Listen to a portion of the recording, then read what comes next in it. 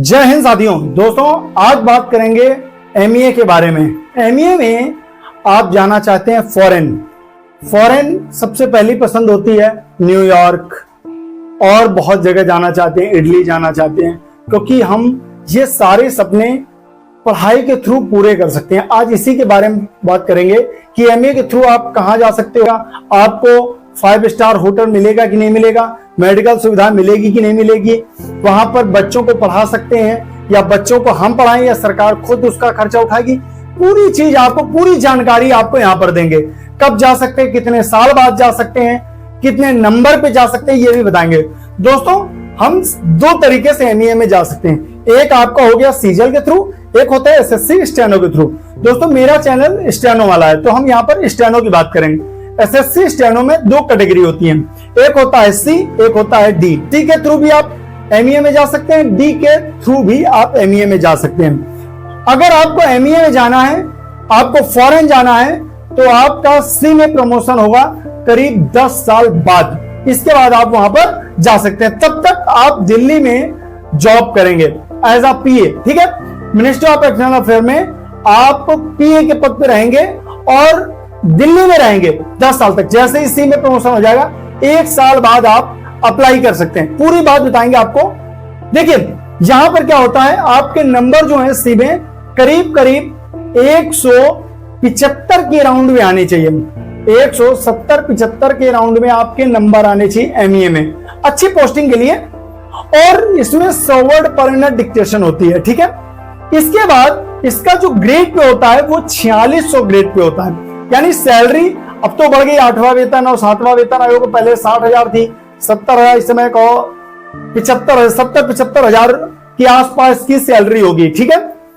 इसमें ये आप लोग पूछेंगे क्या तुरंत फॉरेन जा सकते हैं? तो नहीं, 1 साल तक जैसे ही ज्वाइनिंग मिलेगी आपको 1 साल तक दिल्ली में ही काम करना पड़ेगा। इसका हेडक्वार्टर कहां है? द्वारका में है, ठीक है। हेडक्वार्टर जो एमईए का है वो द्वारका में है, वहीं आप इसको काम करेंगे, ठीक है। लेकिन 1 साल बाद अपनी पसंद से आप फॉरेन के लिए अप्लाई कर सकते हैं, ठीक है। फॉरेन के लिए जब आप अप्लाई करेंगे तो वहां पर सैलरी आपकी कितनी होगी? Just double. यानी यहां पर आपकी होगी करीब 70-75 लाख, तो वहां चली जाएगी आपकी 1,20,000, 1,30,000 ऐसे अराउंड चली जाती है, ठीक है। अब आते हैं सरकार, जब आप यहां से जाते हैं तो 1 साल बाद क्वार्टर आपका अलॉट हो जाता है। तो क्वार्टर जब अलॉट हो जाएगा तो आपको मान लीजिए क्वार्टर मिल जाएगा। अगर क्वार्टर नहीं मिला तो आपको 5 स्टार होटल में रखा जाएगा, ठीक है। वहां पर आप जो उसका खर्चा होगा वो खुद सरकार चलाएगी, ठीक है। और आपके बच्चों का खर्चा, आपके घर का खर्चा, सब कुछ आपको सरकार चलाती है। अब ये नहीं कह रहे हैं कि आपको टॉफी भी लानी है बगल से या आपको बगल से वो लाना है, तो वो मतलब जो मेन चीजें हैं उस पर सरकार खर्चा चलाती है, ठीक है। जैसे आपके बच्चे यूनिवर्सिटी में पढ़ना चाहें तो आप कैम्ब्रिज, हार्वर्ड, न्यूयॉर्क, अमेरिकन और इंटरनेशनल यूनिवर्सिटी, यहां पर आपके बच्चे फ्री ऑफ कॉस्ट पढ़ेंगे अगर आपकी यहां पोस्टिंग होती है, ठीक है। तो आप सरकार आपके बच्चे का खर्चा यहां पर उठाती है। 4 प्रकार की कंट्रीज होती है जहां पर आप अप्लाई कर सकते हो, जहां पर जा सकते हो। कंट्रियों को भी कैटेगरी में रखा हुआ है, मैंने पहले ही बताया आपको, A+, B, C और एक होता हार्ड AC। हार्ड AC जो होता है वो आपके पड़ोसी देश होते हैं, जैसे आपका पाकिस्तान, बांग्लादेश, ठीक है, काबुल, कंधार, ये सब आपके इसके C कैटेगरी में आते हैं। A कैटेगरी में कौन सा आता है? A कैटेगरी में आती है रिच कंट्री, जैसे न्यूयॉर्क, जिनेवा, वाशिंगटन DC, ये सब आपकी A+ कैटेगरी में आती है। A कैटेगरी में आती है आपकी लंदन, पेरिस, मैक्सिको, ये सब आपकी आती हैं A कैटेगरी में। अब आते हैं B कैटेगरी। B कैटेगरी में आपका आता है शिकागो, मेलबर्न, जहां आप मैच देखने जाते हो, बेरियाना, जुरिन, ये सब आपके C कैटेगरी में आते हैं, ठीक है। B कैटेगरी में आते हैं। इसके बाद C कैटेगरी। C कैटेगरी में जो आपका आता है वो आता है बैंकॉक, मनीला, फिलीपींस की राजधानी है, क्वेज, ये सब आपके C कैटेगरी में आती हैं। और हार्ड AC मैंने बताई दी, अभी पड़ोसी देश हैं। मिनिस्ट्री ऑफ डिफेंस और मिनिस्ट्री ऑफ वाटर, ये 2 इसमें चलती है, ठीक है। 1 साल बाद आप इसमें अप्लाई कर सकते हो, ये भी मैंने बता दिया, ठीक है। और सब कुछ मेडिकल, क्योंकि सेंट्रल है तो मेडिकल आपका मुफ्त रहता है यहाँ पर।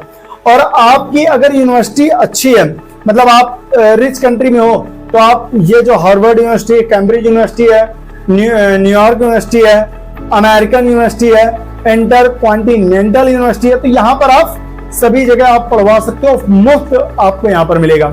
अच्छा, अब यहाँ पर सी के बाद, जब डी के बाद आप 10 साल बाद प्रमोशन होता है आपका, ठीक है। जब सी के बाद, तो उसमें आपको 10 साल बाद प्रमोशन होता है, 18 साल बाद आपको पता ही होगा। तो इसमें क्या बनते हैं, तो private secretary, senior gazetted secretary, इसके बाद आपके सीनियर प्रिंसिपल प्राइवेट, तो ये सब आपको 8 साल 10 साल बाद आपका प्रमोशन होता जाता है। स्टेनो में एक बहुत अच्छी खासियत होती है कि इसमें प्रमोशन बहुत तेज होता है, तो ये आपको फायदा यहां पर मिल जाए। ज्वाइंट, जब आप फॉरेन रहेंगे तो किसके साथ रहेंगे, ज्वाइंट डायरेक्शन के साथ आप पीए के तौर पर काम करेंगे, ज्वाइंट डायरेक्टर के साथ, ठीक है। इस चीज का आप लोग ध्यान रखिए। मुझे लगता है आपको सारी जानकारी मिल गई होगी। एक संक्षेप में मैंने बताया कि आपको सी में नंबर लाने अच्छे जरूरी हैं, सी नहीं तो 3D के थ्रू आप एमईए ज्वाइन कर सकते हैं, वहां से आप सी में जाएंगे 10 साल बाद, फिर वहां से आप निकल सकते हैं। सी में 1 साल बाद अप्लाई कर सकते हैं, 4 साल बाद आपको वहां पर जाने का मौका मिल जाएगा, ठीक है। आपके नंबर वाइज, हाँ, कुछ लोग स्टूडेंट पूछ रहे थे क्या वहां पर इंग्लिश स्टेनो सीखना जरूरी है, ऑटोमेटिक वहां अंदर सिखा दिया जाएगा, आपको कोई स्पेशल प्रेशर नहीं है। इस चीज के लिए आप लोग बेफिक्र रहें। इसको हिंदी नहीं आती, वो इंग्लिश नहीं आती, वो सोचता है क्या इंग्लिश सिखाएंगे, जिसको हिंदी नहीं आती वो हिंदी, आप इस चीज के लिए बेफिक्र हो जाइए। पहले एमईए पाइए, एमईए के अंदर का अंदर देख लेंगे, ठीक है। तो इन चीजों का ध्यान रखिए कि आपको जो भी इंग्लिश स्टेनो में सिखाया जाएगा वो अंदर ही आपकी पूरी ट्रेनिंग होगी।